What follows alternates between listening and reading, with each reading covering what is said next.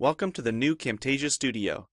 We encourage you to watch and play with this Getting Started project video to learn some of the most important concepts of using the editor.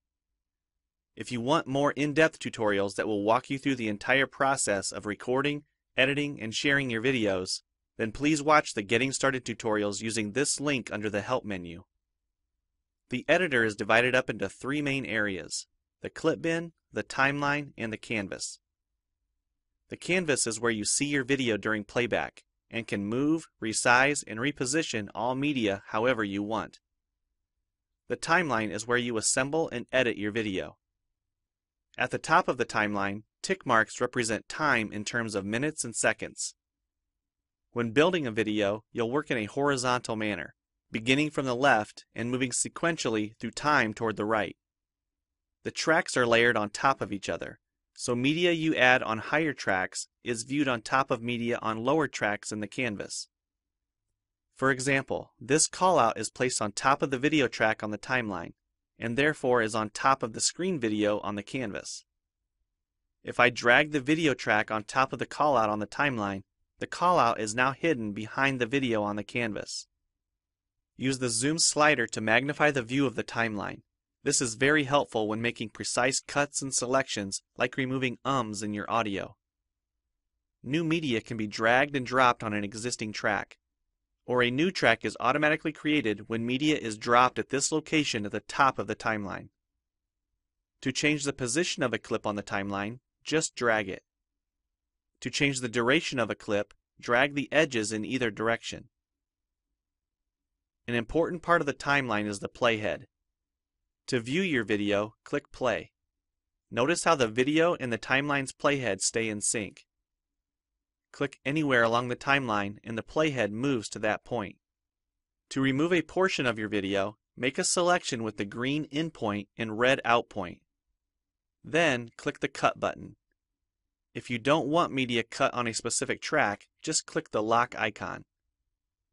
If you make a mistake while editing, press Ctrl-Z on the keyboard to undo, or choose Edit Undo. Double-click the playhead to deselect. Next, we'll look at the clip bin in the library. The clip bin holds recordings, audio files, images, and title slides being used in the project you're currently working on. The library stores video clips, intros, callouts, title slides, and other media assets you want to use from project to project. It is pre-populated with professional content you can use in your videos. You can download more media from our website by clicking this link. You'll find a lot more music, callouts, and animated titles to use in your projects, and it's all free.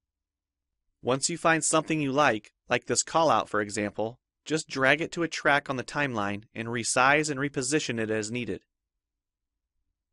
Double-click the callout on the canvas to open the Callouts tab and edit the text, or change any of the text properties like color or size.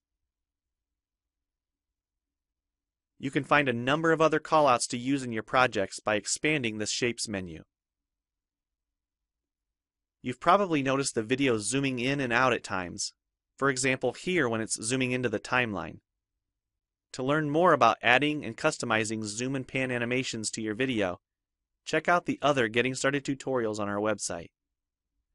We've talked about some of the tabs already, but be sure to explore the others for adding and editing special effects. If they don't all show up as tabs, click on the More tab to explore others, like the speech-to-text capabilities and captions, and the improved quizzing. Also, transitions can now be dragged directly to the timeline and added on top of clips. So we've shown a few ways you can navigate and edit your video. But how do you get content into your video? To make a new screen recording, click the Record the Screen button. If you already have an audio or video recording you'd like to use, click the Import Media button. When you're done with your video project, you'll need to click the Produce and Share button to create a shareable video. Expand this menu to see a variety of presets. We have a new video player that plays back your MP4 video and includes other interactive features like table of contents, closed captions, quizzes, and even hotspots. These features are available when hosting your video on TechSmithScreencast.com or the video and player on your own web server.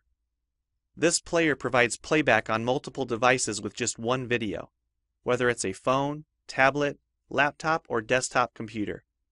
Well, it's time for you to try Camtasia Studio for yourself using the content on the timeline, or better yet, create your own. We have lots of free tutorials on our website, and I recommend you begin with the Getting Started series. Also, the help file inside Camtasia Studio tells you how to use each of the Camtasia Studio features and applications. One last thing, if you ever want to open this Getting Started project again to view or practice with, use this link here. Thanks for watching, and we hope you enjoy Camtasia Studio.